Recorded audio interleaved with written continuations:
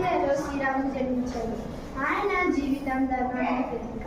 యుగాలు గడిచిన ప్రజల మనసులో రాముని భక్తి తగ్గలేదు. ఇప్పుడు 1000 సంవత్సరాల తర్వాత అయోధ్యలో రామ మందిరం నిర్మించబడింది. ఇక్కడే మనం రాముడు, లక్ష్మణుడు, హనుమంతుడు దర్శనం పొందబోతున్నాం. జై శ్రీరామ్. ప్రభు, నా రూపం చూస్తుంటే నా ఉదయం ఆనందంతో నిండిపోతుంది.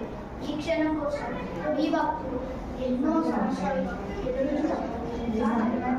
ఇది ఆలయం కాదు, ఇది ప్రజల విశ్వాసం, వారి ప్రేమ, వారి ఆరాధనకు ప్రతీక రామ మందిరం నిర్మించబడింది.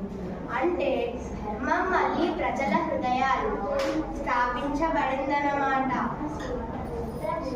ఈ ఆలయం రాళ్లతో కాదు, మనుషుల హృదయాలతో కట్టడమే. ప్రతి రాయి ఒక భక్తుడి కన్నీటి చుక్కతో మెచ్చిపోతుంది.